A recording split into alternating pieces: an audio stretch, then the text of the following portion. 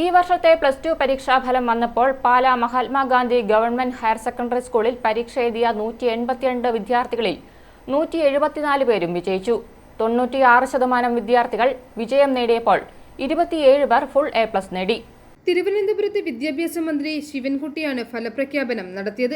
Pala Mahatma Gandhi government higher secondary സ്കൂളിൽ പരീക്ഷ എഴുതിയ 182 വിദ്യാർത്ഥികളിൽ 174 പേരും വിജയിച്ചു. 96% വിദ്യാർത്ഥികൾ വിജയം നേടിയപ്പോൾ 21 പേർ ഫുൾ A+ നേടി. മികച്ച വിജയം നേടിയ വിദ്യാർത്ഥികളെ അധ്യാപകരും രക്ഷിതാക്കളും അഭിനന്ദിച്ചു.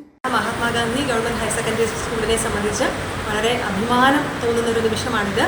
ഒരു സാധാരണക്കാരായ കുട്ടികൾ പഠിക്കുന്ന ഒരു സ്കൂളിൽ 96% റിസൾട്ടും 21 ഫുൾ A+ നേടുക എന്ന് പറയുന്നത് ഞങ്ങളെ സംബന്ധിച്ച് ഭയങ്കരമായ ഒരു അഭിമാനം തോന്നുന്ന ഒരു മുഹൂർത്തം തന്നെയാണ്. സേ പരീക്ഷ ജൂൺ 21 മുതൽ ആരംഭിക്കും. i4 news Pala.